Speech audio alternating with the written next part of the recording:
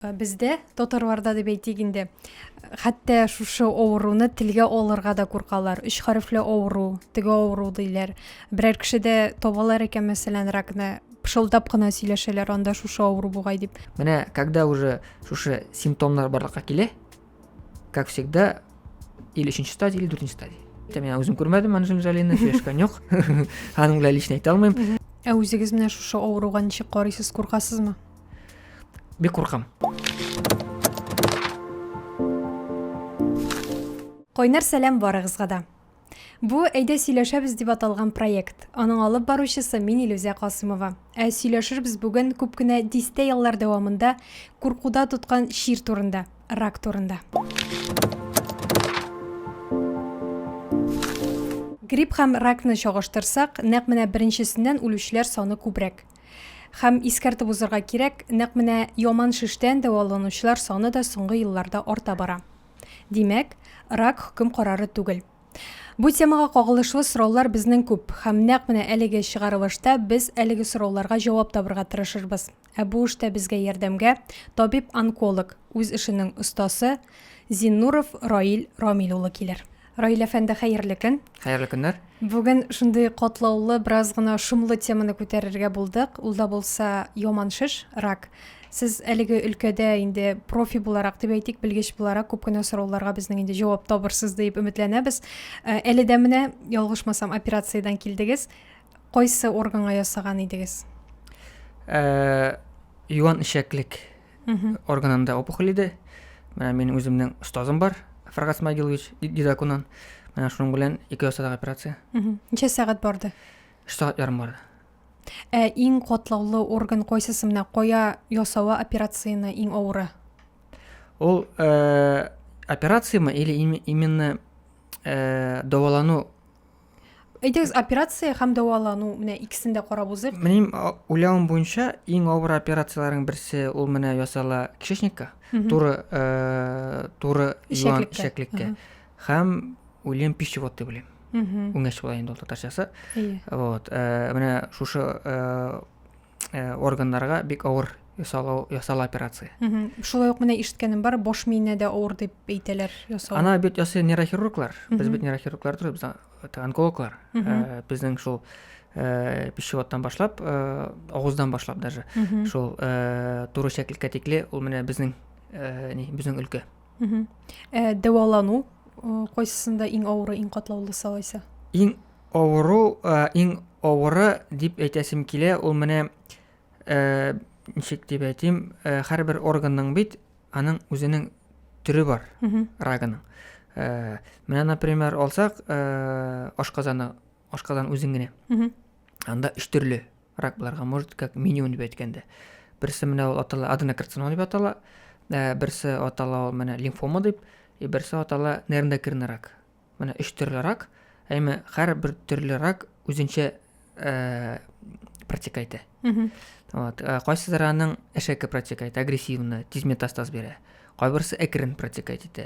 Вот, менә шул һәрбер ракның төренә карап та лечениесе аның нителә, аерылып тора. Гади сүзләр белән әйткәндә, яман шиш, ягъни рак ул нәрсә? Яман шиш ул менә халык телендә әйткәндә, ул бит инде менә бар бездә күзәнәкләр.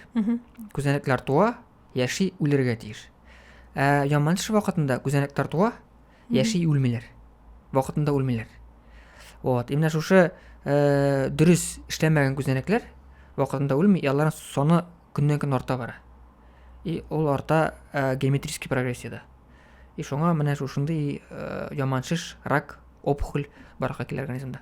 Әлеге начар шир ни өчен барлыкка килә? Монда генетика гына бәйлеме, бәлки инде тормыш рәвеше дә роль уйныйдыр, әллә барысы да менә йогынты ясыймы әлеге авыруның барлыкка килүенә?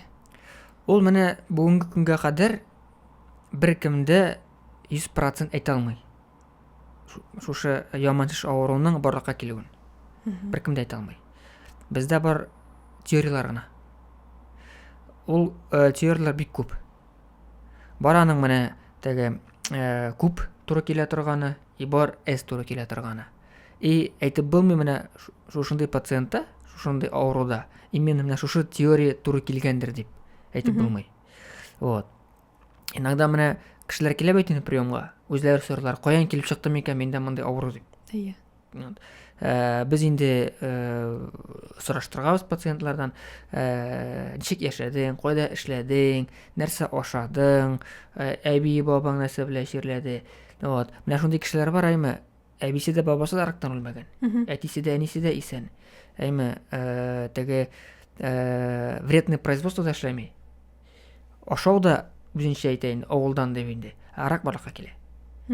Вот. Аны беркем дә әйтә алмый. Именно шушы кешедә ни өчен шундый вакытта, шундый яшьтә шушы яманшыш авыруны барлыкка килгән.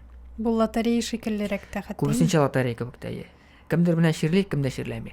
Менә барып шундый кешеләр 50 ел тәмәк тарталар. Әйе. Рак легкого юк. Бар шундый хатын-кызлар, например, әйтсәм була, әйме, гомерендә дә тәмәке тартканнар юк, рак легкого. Менә әйтәләр бит инде рак легкого тәмәк тартканнан барлыкка килә дип. Да, дөрес. Ул теге вероятность арта именно вот тәмәк тарткан кешеләрдә ул күп булрак. Әйе, минем ишеткәнем бар, хәтта 95% менә тәмәке тартучылар рак белән авырый. Дөрес, мин аңа соглашусь. Ул потому что тәмәке тарту әйбәткә китереп чыгармый.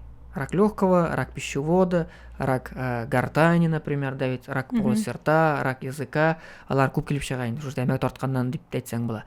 Но менә барбы шундый кешеләр тартмый торган. Тәмәк тартмыйлар. Менә миндә генә где-то бер 3 айлык булган бер авыру. Илеш дә тулмаган. Рак легкого. Тәмәке тарткан юк. Ракта эчкән юк ди. Авылда туып үскән, менә нәтиҗә рак легкого.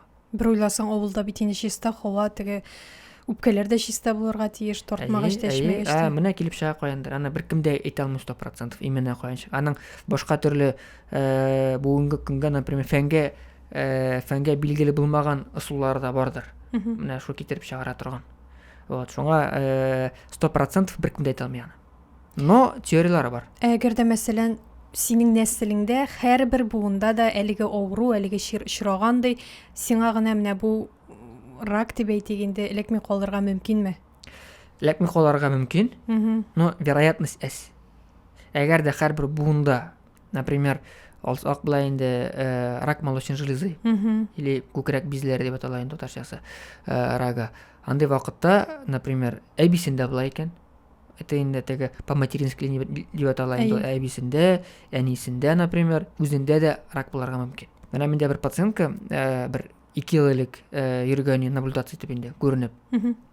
Әбисендә рак молочной железы, әнисендә рак молочной железы, үзендә дә булырга тиеш дип тикшереп бирде инде. Ел сайын миңа килде тикшерергә. Менә 23нче елны вакытны эләктереп алдык. Беренче стадияда рак молочной железы. Вот. Шуңа менә әйтәсем килә, әгәр дә әбидә, бабайда, әтидә, например, әнидә булай икән, әйме буында яман шауру, то мондый кешеләргә гел тикшереп торырга кирәк. Андый вакытта менә шушы яман авырун теге эләктереп алып вакытында и вакытында лечениесендә назначать итсәң, то есть менә выживаемость дип атала инде бездә 5-летняя выживаемость, там годичная выживаемость дип атала. Аларның саны риск арта. Әле бар бит шундый генетик тестлар, шул ялгышмасам, бу генетик тестны эшләп, синең кайсы органыңда ничә процент инде шушы авыру булырга мөмкин икәнен дә күрсәтәләр, әйме? Күрсәтә, менә бит ул менә опять-таки алсак, яман шиш авыруның именно күкрәк безләрен. Анда бар специальный мутация дип атала, әйме? Менә шуны определяйтәләр. Вот. Әгәр ул инде атала BRCA дип атала инде. BRCA1, BRCA2 дип атала, безнең үзебезнең телчәен, үзебезнең код бар. Вот. Әгәр дә шул әбисендә була икән положительный, әнисендә положительный, скорее всего, кызында да барга может положительный. Вот именно шундый мутация ул рак молочной железыга китереп чыгара. Күкрәк именно шушы безенең яман шишенә китереп чыгара. Вот. Әгәр дә нәселдә шушы мутация положительный икән, значит, тикшереп торырга кирәк. Шулай ук менә Анджелина Джоли генетик тест эшләтеп, шуны әйтәсем килгән. Үзе менә күкрәк безләрен алдыртып аткан, шушы авыру булмасын өчен. Ә бездә Россиядә мондай әйбер юк бугаймы? Россиядә ул бит, например, операция ясар алдыннан, операция ясарга любой кеше может. Әйе. любой кеше сатырга может, любой кеше сарга может, әйме. Аның бит әле бар юридический ягы. Менә юридический яктан ул әле безнең илдә бик активны эшләнелми. Вот. Анджелина Джоли, потому что әбисендә дә рак молочный железы, әнисендә дә рак молочный железы, и аның да шушы версия 1 положительный килде. 80% булган бугай анда. 85% анда язалар инде ул. Вот. Рак молочный железы үзендә дә мөмкин дип уларны алдыртып атты. Вот. Инде имплантлар куйганларында шулай язалар бит инде. Мен үзем күрмәдем Анджелина Джолины, сөйләшкән юк. Аның белән лично әйтә алмыйм. Шул бездәге шушы СМИда гына укып беләбез. Вот. Шуңа ул шулай эшләгән дә дөрес. Килешектә күренә инде результаты. Аңлашылды. Менә шулай ук бездә татарларда дип әйтик инде. Хәтта шушы авыруны телгә алырга да куркалар. 3 хәрефле авыру, теге авыру диләр. Берәр кешедә табалар икән мәсәлән ракны, пышылдап кына сөйләшәләр анда шушы авыру бугай дип. Ни өчен менә телгә алырга да куркалар? Ул йогыр дип куркалармы? Ул бит йогышлы авыру түгел. Ул ни өчен әйтәсем килә? Электән килгән сүз ул рак. Элек бит инде bir 10 ел элек, 10 ел түгел, 15-20 ел элек дип алсак та инде. Ул бит менә карыйсың 2000 елгы бер теге 20 ел элек дисең бит инде. Ул искә төшә теге 80-нче еллар сымак, 70-нче еллар сымак бит инде. 20 ел бит 2005 ел элек булган бит инде. Вот. Анда чиракта 2005-2010 елларда кеше рак сүзен ишеткәчтән выживаемость аз иде. Шуңа курыкканнар инде. Шуңа куркалар. Выживаемость аз и рак ширин табу белән дә күбесе аның үлә иде. Күбесе. Чөнки табыла иде теге соңгы стадияларда. Вот менә ракның именно ни өчен опасно дип әйтсәм була инде. И әшәкәй бер дисәң дә була. Берни симптом да юк. Кеше яши. Менә яши рәхәтләндереп, бернинди жалобасы юк, бернинди симптомы юк әйме. Менә когда уже шушы симптомнар барлыкка килә, как всегда, или 3-нче стадия, или 4-нче стадия. Менә шундый очракларда гына, запущенный случайларда гына барлыкка килә ниндидер жалобалар. Шуңа кеше яши белмичә. И ул вакытларда бит инде бик тикшерүләр дә юк, шуңа кешеләр табыла 3-4-нче стадияда. И кешеләр 1 ел эчендә, ел ярым эчендә үләләр. Хәзер табыла рак күбесенчә менә бу диспансеризациялар аркасында бит инде 1-нче стадия табыла, 2-нче стадия табыла. И выживаемость резко арта. Беренче шул.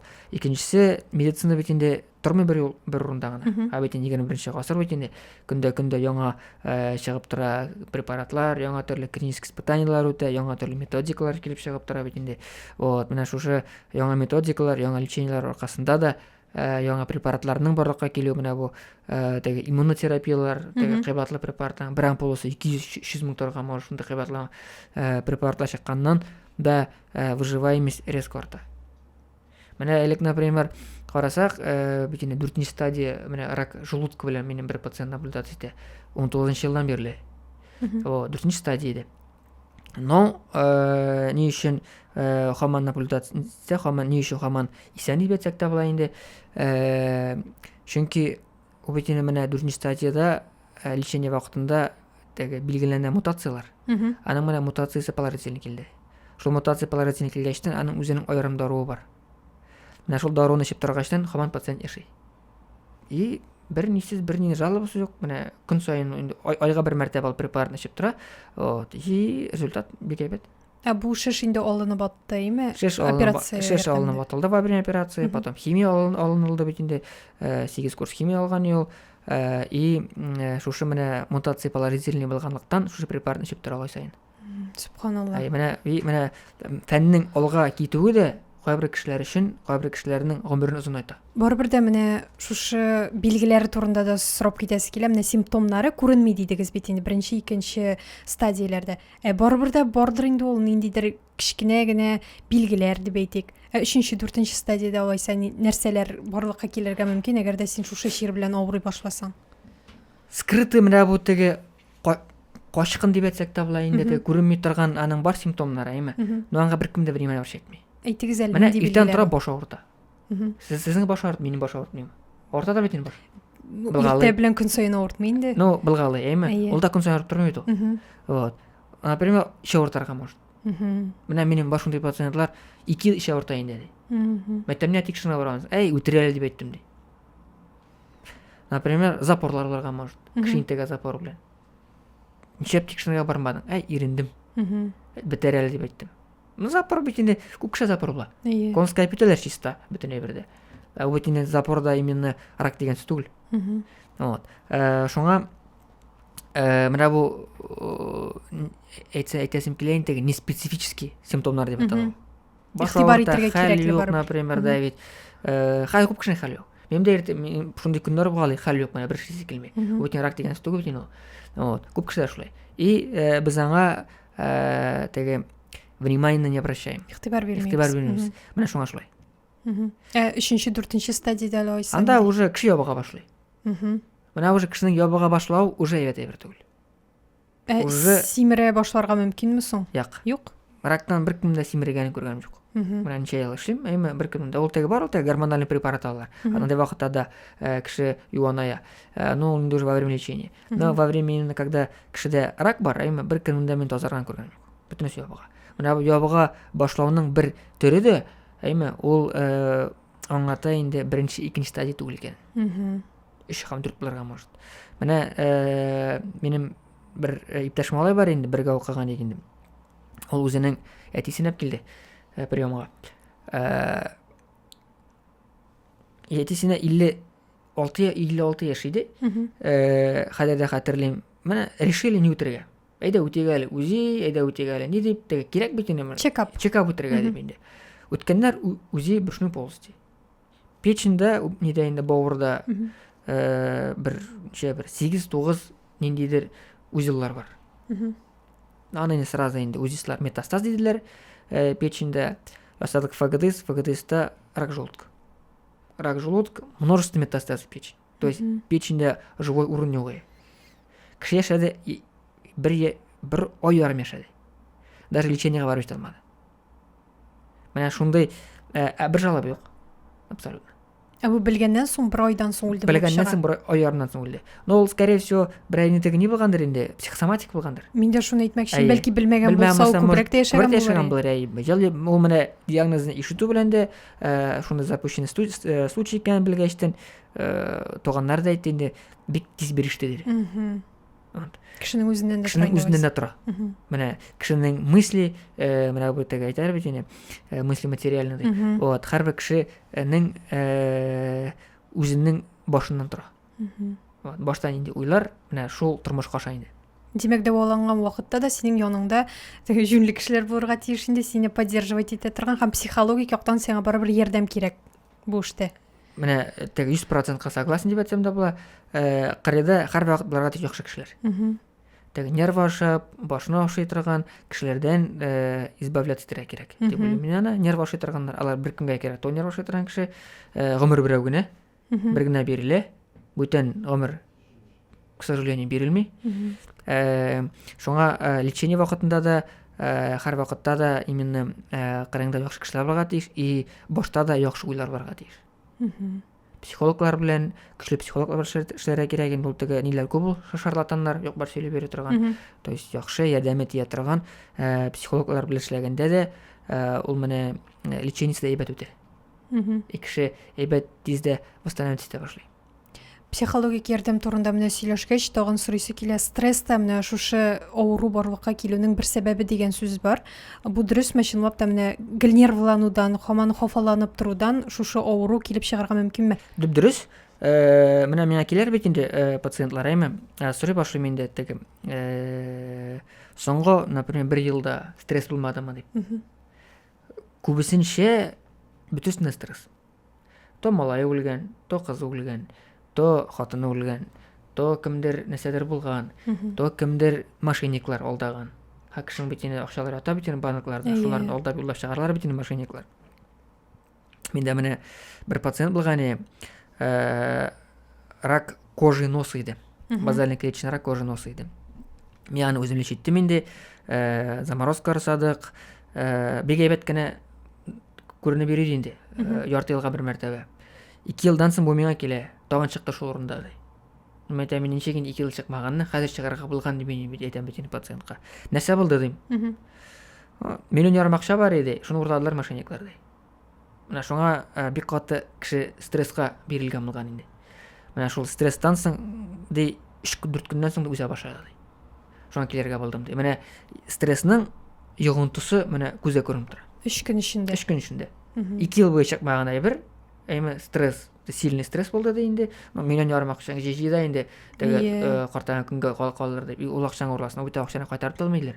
Вот. Шуңа менә 3 көн эчендә шундай үсеп чыкты ди. 3 көн эчендә. Киридән удалить итеп, киридән операция ясап җибәрдем инде. Вот рак подтвердился. Рецидив рака. Менә вроде 2 ел эчендә чыкмаган рак килеп чыкты 3 көндә. Шуңа бик стрессны да стрессовать үнендә ул, конечно, стрессовать итмичә торып булмый инде ул. Без инде һәрберебез 3 көннең дөньяда инде стрессовать итәбез. Шуңа стресска минимально бирелергә кирәк дип уйлыйм. Иммунитет төшмәсен өчен. Иммунитет төшкәчтән инде ул бит инде ул менә аның бер төре дә бар бит инде ул, бер теориясе дә бар. Снижение иммунитета дип атала инде ул.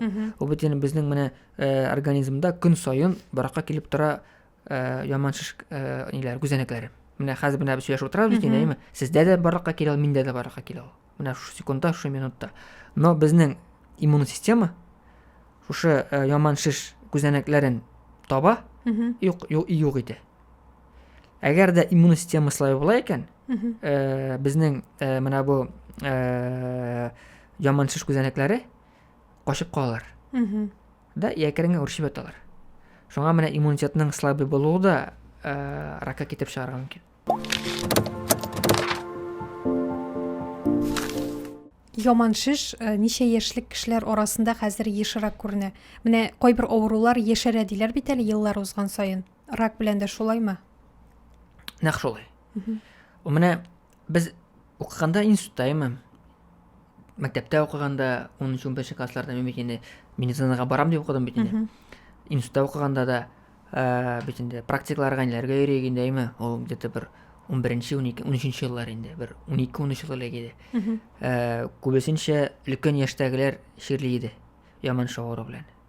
Хәзер карасаң күп кенә яшьләрдә бездә йөриләр күренеп. Менә миндә күренеп йөри инде минем дус малайның хатыны. 24 яшь. Менә 23 елда ясадык беренче операцияны. Менә 26 ел уже 3 ел буе күренеп йөри инде. Вот, яшь кыз менә. Бер 2 атналык кенә тоже минем районнан килделәр. Рак желудка, метастазы в кости, метастазы печени, менә 33 яшь.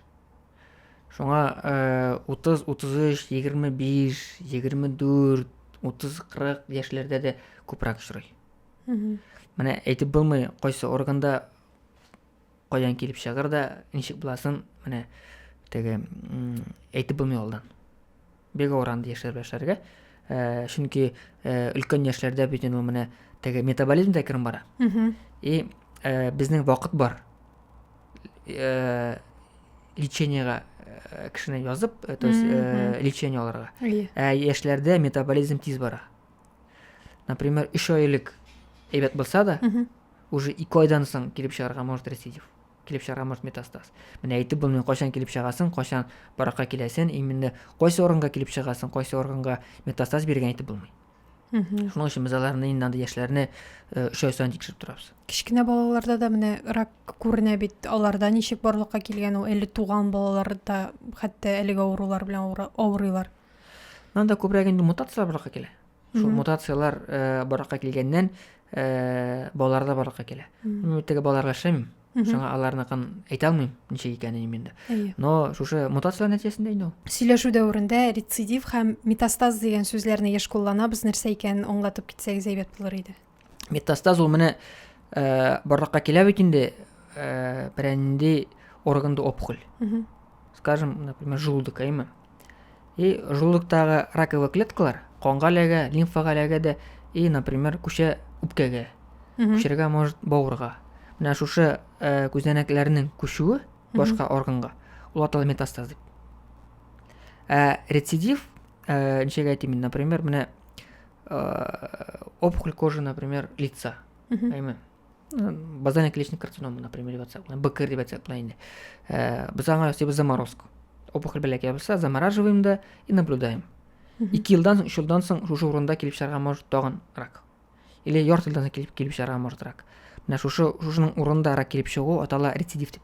То есть яңадан шушы урында өсе башлай. Енді шет жерде табу уже атала метастаз деп.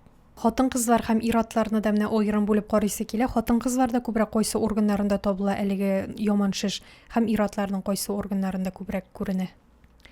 Хатын кызларда күкрәк безе шеше бик күп хәзер. Ул өлкән яшьләрдә дә, яшьләрдә дә күп ул менә карыйсың 40 яшь, 35 яшь, 38 яшь, 42 яшь дисең бит яшь кешеләр бит инде карасаң. Аларда да бик күп күкрәк шеше безе очрый. Ир-атларда инде ул предстательная железа, простата. Бүгенге көндә инде ул больше всего шушы өлкәннәрдә 60-65 70 яшьләрдә күренә, но менә 35-30 яшьлек кешеләрдә дә шушы простатаның рагы очрап тора. Бу авыруның барлыкка килү факторларын азайту өчен ничек яшәргә һәм ничек тукланырга? Чөнки тукланудан да бик күп әйбер тора дип беләм. Беренчедән әйтәсем килә, химияны күп кулланалар бүгенге көндә. Менә бу колбасалар бит инде кеше ашый күп менә. Мен менә кайбер кешеләрдән сорыйм, киләләр бит инде шушы юан ишәклек яман авыру белән. Нәрсә ашыйсыз дип сорыйм. Колбаса. Менә күп кешеләрдән сорыйсың, бөтенесе ашый колбаса, кибет колбасын ашыйлар. Анда бит инде күп канцерогеннар, күп химический веществолар, аның күбесе рак вызывает. Вот шуңа менә искәргәнем бар, кемнәр күп колбаса аша арата, аларда шушы юан ишәк шеше авырыбракка килә. Икенчедән, безнең бит инде хәзер менә бөтен помидор алсак та, кыяр алсак та, ипи алсак та, бөтен җирдә химия күп кулланыла.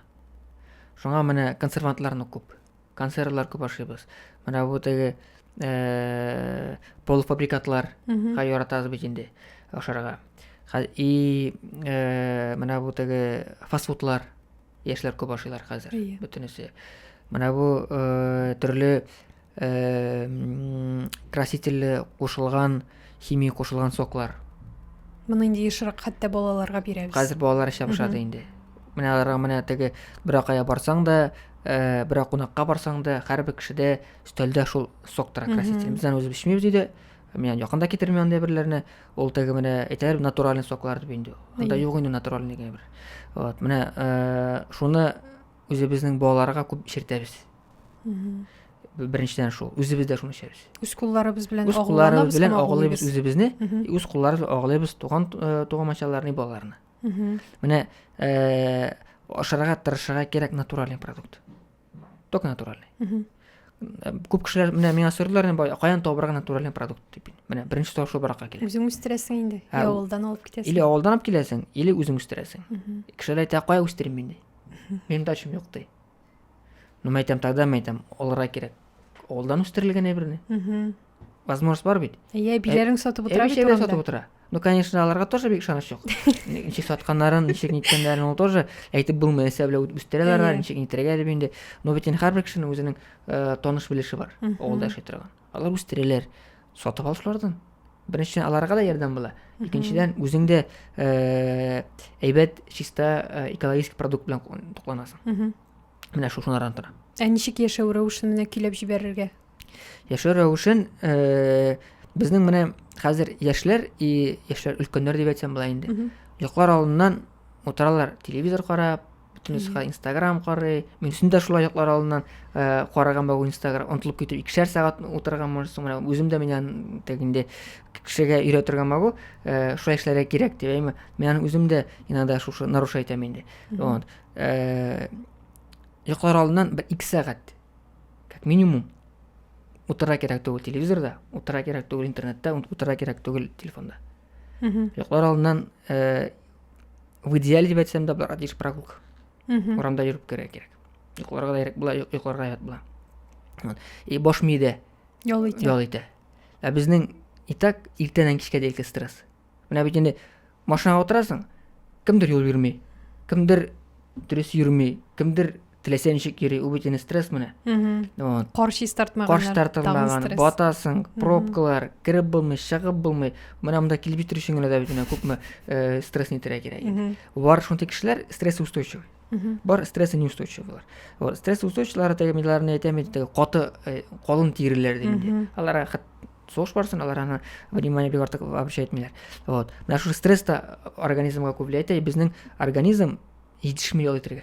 Менә шундыктан да организм һәрвакыт яши хронический стресста, организм ял итми, иммун система ослабевает, и шуннан да инде балага килерәк. Димәк, йокы туймауда Зур йогынтысы. Әби бабайлар сагат 7 ялҗаклаганнар, иртән сагат 5тә торганнар. Аларның менә бу цикл полноценный. Без ятабыз йокларганча да 12-дә 1-дә. 12-дә 1-дә яту ул безнең өчен норма. Менә мин беләгә чактаймы? Уннан соң уже бездә өйдә йөрүче кеше юк иде. Крайне 11. Уже унда уже әтиәниләр уже йокларга аталары, безнең дә йокларга кушалар. Без инде нинди йоклау тегез монсы и всё. Ул безнең кирип калган менә нигә көндәлек дәвам тормышка. Казанга килдек, контроль юк, ни юк, рәхәт. Үзебез инде уже әтиәниләр 12сез бер сәгать юк. Көндә шулай. Ул бит менә безнең организм уже уннан соң ял итәргә тиеш. Безнең тагы 11, 12, 3 сәгать организм эшли переизбытыкта. Йокларга кала 6 сәгать, 5 сәгать вакыт кала. Кимендә 7-8 сәгать кеше йокларга тиеш.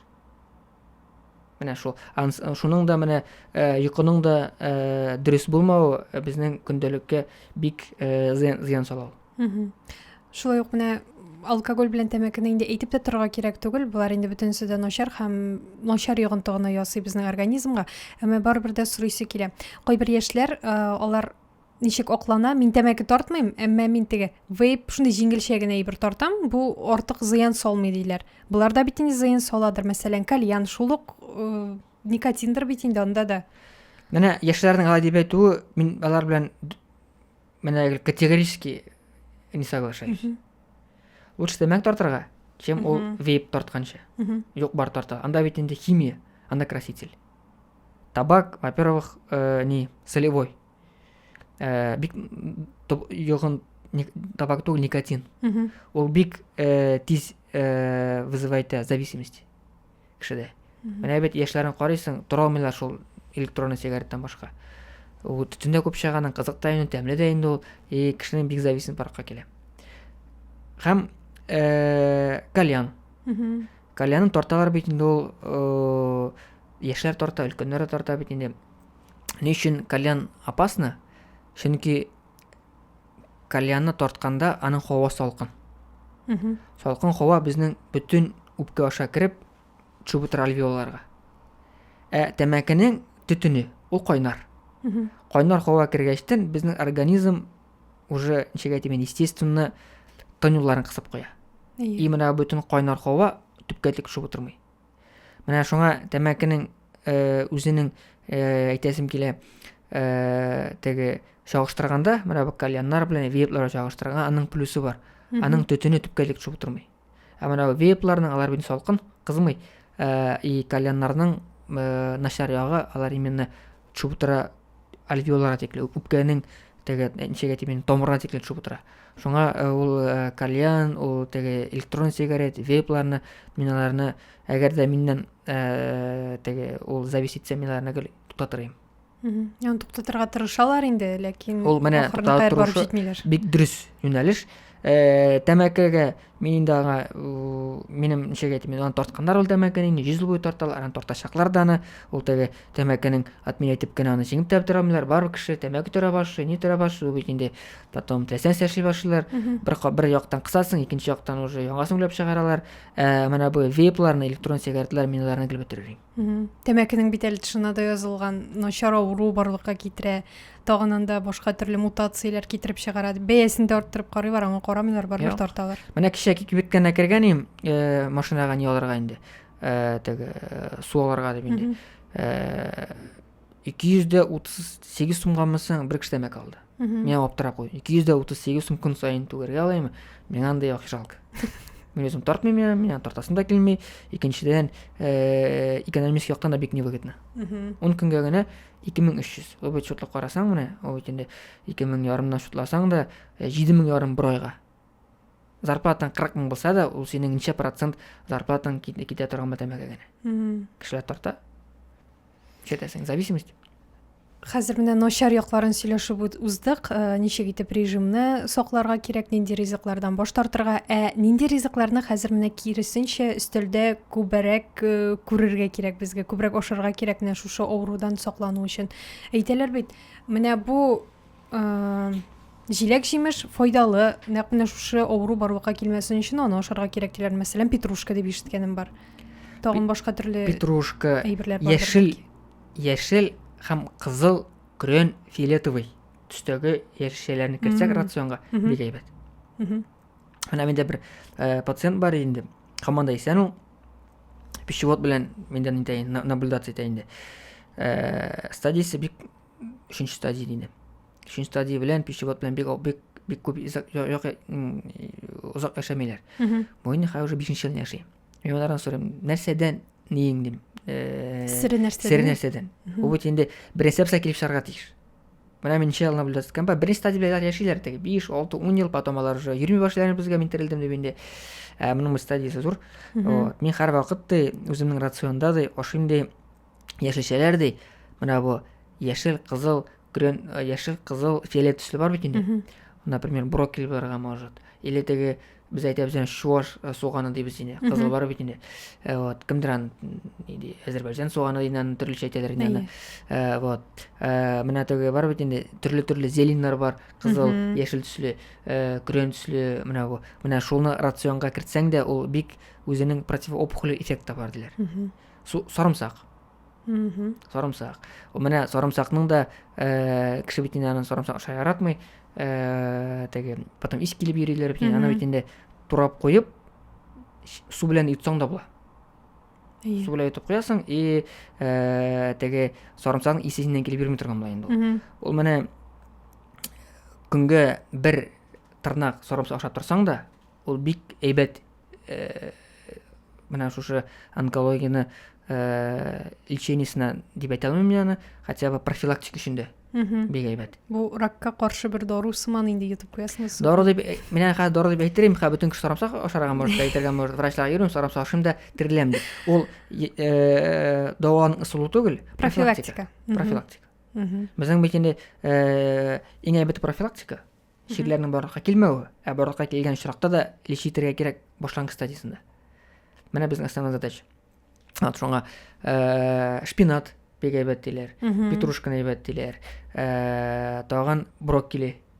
Менә хлорофилл булган яшелчәләрдә ул бик әйбәт шушы онкологияны профилактик ягыннан бик әйбәт куллансаң була. Кахва турында да сорыйсы килә, менә күп кенә тапкыр ишеткәнем бар, ике төрле фикер йөри. Кахва начар дип һәм кахва яхшы дип, нәкъ менә шушы яман шиш авыруы белән бәйле рәвештә инде. Ничек дөресрәге? Мин әйтәм, кофе эшу, ул менә көн сайын эшүне мин аны бик хуплап бетермим.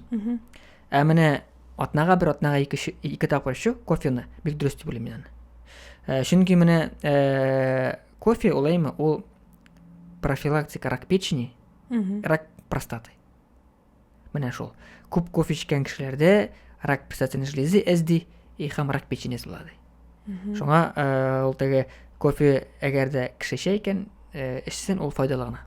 Күп эчәргә ярамый. Кахваның сыйфатына да бәйледер бу, чөнки булгатып эчә торган кахваны бик яхшы дип әйтмиләр. Бу инде без бит инде теге әңгәмә бара яхшы кофе турында. Ул бит инде менә бар продуктларында бит әйбәте бар начары. Шуңа только әйбәт буенча гына. Әгәр дә яхшы, әйбәт, сыйфатлы кофе икән теге, чын кахва икән, андый вакытта бик әйбәт. Ул теге растворимый, теге куянчыкка ничек-ничеккән, аның турында сүз бармый. Аның зыяннан башка файдасы юк дип уйлыйм мин аны. Натуральный кофе булса, бер сүз юк. Яхшы. Шулай ук менә төп сорауларның берседер бу. Яман шештән тулайым 100% дәваланып бетеп буламы? Тора инде ул стадиясыннан. 100%-ка беркем дә гарантия бирә алмый. Но менә бу беренче стадия белән килүчеләр, менә миндә бит мин бит әле Этнәдә эшлим онколог булып. Как совместитель булып инде. Менә миндә 2005 елгы, 2000 елгы пациентлар бар. Операция ясаганнар, химиясын алган, һаман да яши. Ул бит менә әйтсәң була 100% кеше здоровый дип. Бу теге беренче стадияләрендә күренгән кеше. Кемдер беренче стадия, кемдер икенче стадия белән. Рак булган, икенче стадиясы булган, химиясын алган, бит инде операциясы булган, 20 ел үткән. Кеше кайбер онтаның рак бар икән. Менә миңа теге без бит үткәрә диспансеризация, телефон номерлар шалтыратабыз, шулай. Миндә дә булмады дип торучылар да бар. Исенә төшерәсең 2000 елда булдыган койда, булдык операциялар ясадылар, ул онткан икән ди. Менә уже кеше онткан 25 ел үткән уже. Менә булай карасаң, кеше бит инде 25 ел бит инде теге гасырның 4тән 1 дип аталсаң бар. Кемнеңдер кеше гомере ул 25 ел. Кемдә 26 та үләргә может. Вот. Шуңа карасаң да, менә мондый яктан әйтсәң дә 100%-ка терелгән дип әйтеп була. Но, например, бу миңа кеше килде дә, мин аңа гарантия бирә алмыйм, что син 100%-ка тереләсең дип. Шулай ук менә әлеге авыруга пычак тиерергә ярамый, пычак тиерсәң монда инде үләсең дигән сүзләр дә йөри. Димәк, бу сүз дөрес түгел. Бу сүз дөрес түгел. Ул менә күбрәк каяндыр чыккан ул, аны шу әби-шәбиләрдән килгәндер инде ул теге элек-электән борын-борыннан. Ул бит менә тәндә барак килә бит инде бер родинка, әйме? Тимәдиләр, кисмәдиләр. Вот. Аны шул кисә торганлыганнар дөрес кисмәгәннәр, скорее всего. Шул дөрес кисмәгәннән шуннан киткәндер, шуннан киткән метастаз. 1 ел элек, ел ярым электер инде шул вакытлар бер пациент килгән, пациент ире белән килгәннәр. Кендек кырында опухоль. Кожада инде. Зур. Где-то бер 2,5 сантиметр булгандыр инде. Ул 2,5 бүртеп торамы, әллә миң шикелле чыкканмы? Миң шикелле. Зур. Вот. Хәзер миндә пациенттан ничә ел үстерәсең ди. Ну где-то 3 ел үсә инде ди. Ну 3 ел үскән бит инде. 1 ел үскән, 2 ел туктамаган бит инде ул. Килсә була бит инде безгә приемга. Меланома, 3 стадия менә. Метастазлар, лимфоузел бар иде инде уже. Менә үстергән бит ул, менә үстергән, карап торып үз үстергән. Ул менә кожан локализациядагы ширләрне мин гел аптырым кешегә. Ул бит күренеп тора. Биттә үсә. Бер көнне бер абыйның килгәне әллә 6 сантиметр опухоль башында. 6 сантиметр бит бик зур. Үстергән. Битер дип уйладым ди. Ну 6 сантиметр битмәйди. Уже 3 сантиметр барса битмәйди инде уже. Менә шуңа безнең кеше үзе дә гаепле. Килми, йөрми, битер әле дип уйлар. Потом уже каны башлагач, уже теге тәннәр авырта башлагач, метастазлар иткәчне килеп җитәләр безгә. Яман шишне алайса, гади миңнән ничек аерырга соң? Менә ничек әйтим инде. Әгәр дә үсми икән, формасын үзгәртми икән, төсен үзгәртми икән, теге белә чоктагы миңәйме, это нормально считается. Әгәр дә, например, үсә башлый икән, ярты ел эчендә үсә, например, границаларын үзгәртә башлый, төсен үзгәртә. Мондый вакытта именно врачка бара кирәк. Или дерматолог, или онколог. Менә шул. Үсү һәм төс үзгәртү. Бик ни, яман. Шишкә китәргә мөмкин. Әгәр дә ул еллар буе үсми икән, еллар буе төсен үзгәртми икән, бер нинди борчымый икән, әйме, кайгырасы түгел. Балачакта мәсәлән чыккан миңнәрдән тыш, тагын әле үсә торгач, еллар дәвамында чыккан миң, ул син тора, үзгәрми. Алай булырга мөмкинме соң? Ну, үсмәгән, үзгәрмәгән миң ул рак дигән сүз түгел ул. Ул бит инде безнең теге невусларда бар. Доброкачественный невусларда. Вот. Аларны рак дип әйтеп булмый. Во-первых, аны инде теге телефоннан әйтеп та диагноз куйып, аны именно карарга кирәк, үз күзең белән күрәргә кирәк. Үз күзең белән күргәндә әйтеп була. Үз күзең белән карамыйча, әлбәттә бар дерматоскоп дип атала. Дерматоскоп белән карыйбыз, теге зур дип карыйбыз миңнәрне. Менә шуннан карап, шул вакытта да шундый случайлар була. Безнең, например, подозрениега дибез, шамага дибез. Андый вакытта инде бераз операция ясыйбыз да инде и карыйлар гистологлар. Алар инде әйтәләр инде результатын ракмы юкмы икән. Шундый случайлар да бар, когда без даже клинически не можем диагноз поставить. Әгәр дә мәсәлән синең берәр органыңда яман шиш була торып, син йөкле буласыңдай, андай чиракта нәрсә була? Андай случайлар да бик күп. Хәзер көндә бик күп. Менә качан гына булган әле ул где-то бер көз көне 25 елда килде бер пациентка.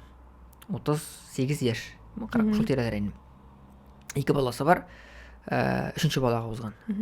Өченче балага узу белән дә тәнгә ди чакта ди мин ди кинәт үсә башлады. Зур мин. Меланома. Вот итоге. Ясадык операция. Операцияда вторая цистадия уже. Зур опухоль. Мындай вакытта пациентка бирә кирәк или химия, или иммунотерапия. Но кеше йөкле. Сорок беременности 8 атна имсың. Мындай вакытта ясарга була нәсәкәл ул аборт. Кешегә җыдык консилиум бит инде, консилиум бар, аңлатабыз.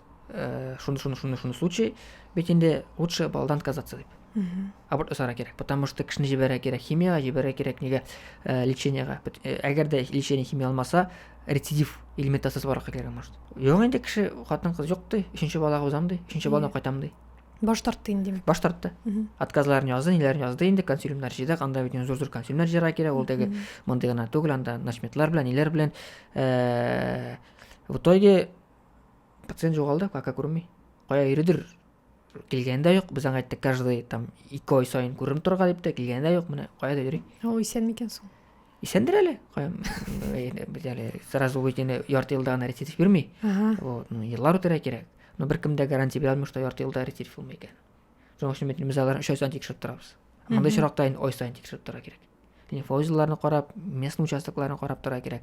Бар менә шундый кешеләр. Аңлатасың, бит инде шушы шир конец буларга может не очень хорошо. Во-первых, 3 балаң кала, 2 балаң, тегесе 3 балаң монсы, әйме и ул балалар кемгә кирәк? Ансында аңлатасың, былай да аңлатып карыйсың, төрле случайлар аңлатып карыйсың. Вот, кайберләре баш тарта. Менә бер 2 атналык кына бер тоже бер пациентка килгән, 24нче елда йөкле булган инде бу. Йөкле вакытында ашый алмый башладым ди. Ашау үтмәде. Ясаганнар ФГДС бит. ФГДСта тапканнар опухоль желудка. Баласы 6 айлык булган. В итоге экстренно решили кесарить. Посадlar кесарево сечение инде. И прооперировали желудокны. В итоге рак желудка 3-я стадия. Лимфоузелларда метастаз, опухоль үзедә зур инде. Вот. 24нче елдан берле химия алды. Менә 25тә миңа килде дә инде минем ди аркама ортады. Геле арка орты бер нишләргә микән ди. Әдәмәтем ясаган компьютер томография. Томография ясаган бүтән сөяктә метастаз. Менә аның 7 яшьлек баласы бар. Хәзер яшь ярымдыр инде баласына. Менә яшь ярымлык баласы калды. Әле пока үзисен химияла нәтиҗәсен чыпылыр. Теге Худайга гына билгеле инде. Менә ул әгәр дә лечениесе килешмәсә инде ул үлеп китәчәк. Менә 7 яшьлек баласы кала, 2 яшьлек практически баласы кала. Менә ул балалар кемгә кирәк була. Шуның өчен дә авырга үзер алдыннан, балап кайтар алдыннан тикшереп чыгарга кирәк. Үтәргә кирәк ФГДС, үтәргә кирәк колоноскопия, үтәргә кирәк УЗИ брюшной полости, малого таза, молочных желез, щитовидной железы. Вот, гинекологка бара кирәк. Безнең кеше халык бит инде менә авырга үзеннән түгел безгә кемгә килми бит инде. Зур-зур абыйларың килә, бай абыйларың килә, теге күренекле кешеләрдә йөри инде бездә. Вот, кайберләре килә дә, мәйтәм, нишләп үтмәнәсен тикшерү? Кыйбат бит ул ди. Кыйбат ди. Запислар юк, ширатлар, шират ди, йөрисем килмәде, платная бара кыйбат ди. ФГДС колоноскопия үтәргә бүгенге көндә 3000-4000 торадыр инде ул. Ул инде пенсионерга зур акча, эшләгән кешегә бик зур акча димәсем. Эшләп торган кешегә. Сәламәтлек бер генә. Потом үлеп китсәң, синең өеңдә кемгәдер кала, машинаңда бер кемгә кала. И иногда шуны сорау бирәм. Нинди машинада йөрисез дим. Бөтенесе йөри, BMW-да йөри, Mercedes-та йөриләр. Mercedes-ка йөрергә акчасы бар. Сәламәтлегенә акчасы. 3000-4000-гә барып үтәргә колоноскопия акчасы юк. Менә шундый кешеләр дә бездә бик күп. Вот. Потом кайбырларын әйтәсең, менә ярты елга бер мәртәбә тикшереп торырга кирәк диләр. Минем чиратта утырасым килми, тегесе монсы ди. Мәктәптә мәйтәм, платныйга йөрисең мәйтәм. Платныйда бит чиратлар юк. Вот. Анда кыйбат ди. Опять-таки сорый башыса, нинди машинаң бар дип инде. Бөтенесендә яхшы машина. Мәйтәм, син машинага барасыңмы? Техобслуживаниегә. Майны алыштырасыңмы? Алыштырам ди. Фильтрын алыштырасыңмы? Алыштырам ди. 10 мең саен алыштырасың? 10 мең саен алыштырам ди. Нигә мәйтәм, үзеңгә ярты санын итә алмыйсың? Машина алыштырырга техобслуживаниегә акчалары бар, үзләренең сәламәтлекләренә акча юк. Менә безнең халык күбрәк яши материальный мир белән. И шуңа да без менә үзебезнең ялгышлар аркасында ширләрне запускаем. Әле менә сез әйткәч, искәртеп узасым килә. Күп илләр арасында без ялгышмасам берәү генә ОМС аша шушы яман шиш белән көрәшә торган ил дип әйтик, Россия. Нәкъ менә ОМС аша операциядә сатып була һәм башка белгечләргә дә күренеп була. Ә башка илләрдә ул түләүле генә. Бездә ОМСны бит түли работодатель. Әйме, башка илләрдә аларда атала ДМС дип атала инде ул. Анда түли кеше үзе. Кеше үзе түли акчасын, үзе кеше үзенең жизнь страховать итә. ОМС булганда түли работодатель. Шул акча ул. Вот. Башка илләрдә ОМС дигән бер юк ул. Только ДМС. ДМС бар икән, син лечениегә алалар. Әгәр дә шу ДМС ул так дополнительный медицинский страхование. Әгәр дә ул булмый икән, син лечениегә алмыйлар. Безнең илдә шунысы әйбәт, шушы ОМС аша төрле менә бу препаратлар выписывать итәләр. 200-300 мең торалы препаратлар. Башка илдә сиңа беркем дә, даже башка илдә ДМС белән дә ул препаратлар выписывать итмиләр. Аңа әйтә, менә ДМС буенча синең страховка, например, там 10 мең доллар. 10 мең артып китә икән, 1 мең үзең түләсең үз кесәңнән. Безнең илдә, Татарстанда, Казанда менә шундый препаратларны ОМС белән дә выписывать итәләр. То есть кеше үз кесәсеннән алмый. Больницадан ала. Менә шушындый тарихлар белән бит инде сез көн саен күрешәсез. Ничек үзегез шыдыйсыз? Менә мин әле сезне тыңлап утырганда да кас төннәрем чыкты. Иң авыры сезнең һөнәрегездә нәрсә? Менә ничек әйтим инде, близко сердце не воспринимать. Ул теге әйтәләр, близко сердце не воспринимать, андай вакытта бит инде кешене дә онытып бетерә кирәк түгел. Чөнки бит инде сиңа авыру килә. Әйме, авыру килгәчтен син уйларга тиеш кайгырга түгел, үлерме икән бу, исәнме үлерме икән дип. Син уйларга тиеш, ничек бу кешегә ярдәм итәргә дип. Менә ярдәм ягыннан уйларга кирәк. Жәлләп түгел, ярдәм итәргә кирәк. Менә шушы девиз белән эшләгәндә, шуны девиз белән эшләгәндә, эшләү дә җиңелрәк. Әгәр дә инде менә һәрбер килгән кешенең теге тормыш юлына, авырлыгына, нәрсә белән нинди шир белән ширләгәнен бик каты уйлана башлыйсың икән, эшләп тә булмаска мөмкин. Анда юләргә чыгарга мөмкин. Менә күп кешеләр бар, безнең менә ординатура үткән кешеләр дә бар, бергә үткәнек бит инде. Ярты кешеләр дә китәләр. Мин шелмен онкологиядә ди. Потому что бик близко сердце воспринимаилар. Вот менә шушы именно менә шунда грань бар, тонкая грань дип атала инде ул. Кешегә салкын да карарга кирәк түгел. И бик артык бирелеп тә китәргә кирәк түгел. Менә шушы линия белән барсаң, эшең бара. Әгәр дә инде салкын карасаң, инде эшләп булмый, потому что син пациентларны лечитергә тиешсең, салкын караш бит инде ул беркемгә ошамый. Вот, әгәр дә күп уйлап китсәң, инде үзеңнең дә сәламәтлегең үтәргә башлый. Ә үзегез менә шушы авыруга ничек карыйсыз, куркасызмы? Бик куркам. Мин шуңа менә кешеләргә әйтәм, әйме, үтерә кирәк Омская, үтерә кирәк ФГДС, әйме, үтерә кирәк УЗИ, үтерә кирәк тегесе монсы дип, әйме. Вот. Миңа әйтергә җиңел ул. Әйтү бик җиңел ул. Аны эшләргә кирәк. Менә мин үзем эшлим бит онкологиядә, әйме. Минем кул астында нинди генә бар ул юк. Любой җиргә кереп үтеп, ФГДСта үтеп була, Омская бит үтеп була, Чиратада юк бит инде, УЗИдә үтеп була. Берәү үткән юк. Үткәнем юк менә бүгенге көндә. Вот. КТда үткәнем юк, нидә үткәнем, куркам. А вдруг что-то найдут? Мин те беләм бит инде ничек бөтенләй бернең лечить иткәнен. Әйме. Вот. И куркам. Шуңа бүгенге көндә барып үтергә ФГДС бик куркам. А вдруг нәрсә табырлар? И всё. Менә бүгенге көндә бик бәхетле яшәмәм, әйме. Бүгенге көндән минем всё теге йокымда кача, инде кача. Вот шу күп мәдәр яшәргә, әйме, белмичә. Вот. Бу, конечно, дөрес әйбер түгел бу. Бу бик дөрес ни түгел. Мен аны дөрес теория түгел ул, дөрес позиция түгел ул. Бөтен врачлар курка. Менә мин онкологиядә бит эшләп, врачлар белән күбесе курка тикшерергә барып.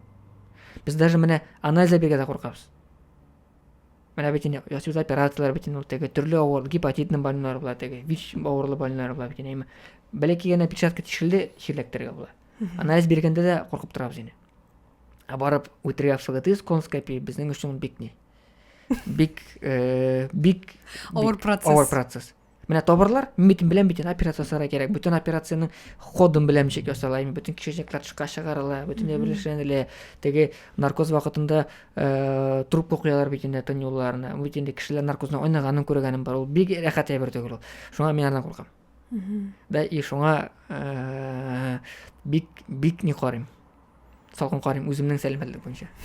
Кешегә әйтәм, үтегез конскопия, үтегез ПГДИС, тегез исүгәмәле пациентларны нигә вакытына килмәдең дип.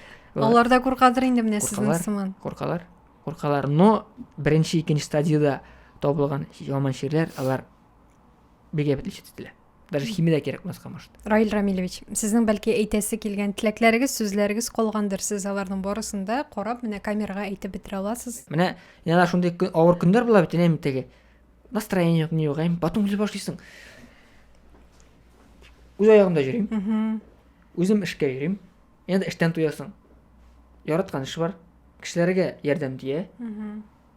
Үзең сулыйсың. Үзең ашыйсың. Үзең эчәсең. Машинага утырып, шәһәрдә йөрисең. Кар яуганын күрәсең. Яшенәгәнен күрәсең. Яшенең тавышын ишетәсең. И рәхәтләнеп сулыйсың. Нәрсә җитми безгә? Халыкка дип уйлап куясың инде. Сразу бөтен ни бетә. Бөтен ул отрицательный ниләр? Уйлар. Менә теге, акча җитмисең инде, моны алырым, тегесе алырым дип, потом уйлап башсың. Менә бу кеше берәр кирәк түгел. Менә приемда утыра, менә шундый теге зур кешеләр бар инде, килгәннәр инде. Акчалы кешеләр бар инде, байлар, бизнесменнар бар инде, киләләр приемга, Вот. Бөтен бер бар. Акчалары игешеге юк. Байлыклары игешеге юк, сәламәтлек юк. Менә шулар уйлап торасың да, потом карыйсың. Мин бит иң бай икән дип уйлыйсың. Бүген көндә. Вот, шуңа сәламәтлекнең кадерен белеп яшәргә кирәк. Һәр көнне, һәр үткән көнне, һәр секундны, һәр минутны, киләчәк сәгатьне менә ничек әйтим инде. Укытып түгел, Аллаһка шөкер дип яшәргә кирәк. Менә шулай дим. Безнең менә күп кешеләр бит инде байлык артыннан куалар. Үзем дә шулай мен. Әйтегне алырым, машина алыштырырым, әйтегеләй итерим, әйтегне алырга кирәк, буны алырга кирәк дип инде. Акча җыясың инде теге бер квартира алырым, тагын бер квартира алырым. Бер штан бит 3-4 квартира яшәп булмый. Вот. Үлеп китсәң кемгәдер кала ул бөтенләй бер. Шуның өчен яшәргә кирәк бүген көн белән. Инде теге кешеләр, например, акчалары бар, отпускка китмиләр. Тагын акча җыйлар, тагын акча эшлиләр, кем сиңа гарантия бирә, что сине 3 айдан синдарак тапмыйлар. Сиңа яшисе калгандыр 1 ел. Беркем гарантия бирмәй. Шуңа кайбер көндә дә менә әйтәр бит 3 көннең дөньяда, 3 көннең дөньяда менә хәзер яшенеп яшәргә кирәк. Менә мин шулай дип беләм. Менә күп кешеләр әйтә, син ди менә ди яратасың ди, теге тауларга йөрергә, каядыр там елгаларга барасың диләр. Мин тауларга менә яратам мин теге. Эльбруста да булып кайттым инде мин. Чаңгы шурга яратам мин, шундый активный спорт яратам инде. Вот. Акча жәлләмисең диләр. 3 көннең дөнья мәйтәм. Менә бүген үлеп китәсең, не дай бог. Бетте. Кемгәдер синең бөтен байлыгың кала, дөньяның тәмен дә, ямен дә күрмәйчә яшибез. Шуңа менә әйтәсем килә, дөньяның тәмен, ямен күреп яшәргә кирәк дип. Вот минем, потому что мин көндә шундый күрәм. Менә 50 яшьлек, 60 яшьлек кешеләр килә бит, мин алардан сорыйм. Яши күп калмаган аларга. Мәйтәм, нәрсә өчен үкенәсең син дип. Гомер үтте акча артыннан куып ди. Гомер үтте ди, акча артыннан куып ди. Яшәргә урын да бар, йөрергә машина да бар, безнең бит иншаа бит инде. Например, яшәргә урын да бар. Юк, тагын бер алырга кирәк. Үзебездән кысып байлык җыябыз. Вот. Результат, итог плачевный. Шуңа мин ул случайлар көндә күреп торгачтан, и үземнең дә менә бүген көндә уйлыйм, хәзерге көн бүген көн яшәргә кирәк дип. дөньяның ямен тәмен белеп. Раил Рамилевич, сезгә бик зур рәхмәт әйтәбез безгә килгәнегез өчен, кунакка беренчедән һәм икенчедән безнең бөтен сорауларга да менә шулай тулы, матур итеп җавап биргәнегез өчен. Мең рәхмәт сезнең менә шушы өлкәдә хезмәт куюыгыз өчен һәм бик күп кешеләргә ярдәм кулы сузганыгыз өчен. Алга таба клиентларыгыз күп булмасын дип, аз булсын дип телибез һәм гомумән бу авыру белән, бу чир белән авырмасыннар, берәү дә чирләмәсеннәр, әгәр дә инде белеп алалар икән, беренче стадияләрендә белеп алсыннар һәм тиз генә дәвасын күрсеннәр. Бик зур рәхмәт тагын бер тапкыр. Инде әлеге видеоны, әлеге чыгарылышны караган кешеләргә дә саулык, сәламәтлек, бәхет, шатлык телибез. Сезнең белән мин Илүзә Касыймова идем. Сау булыгыз.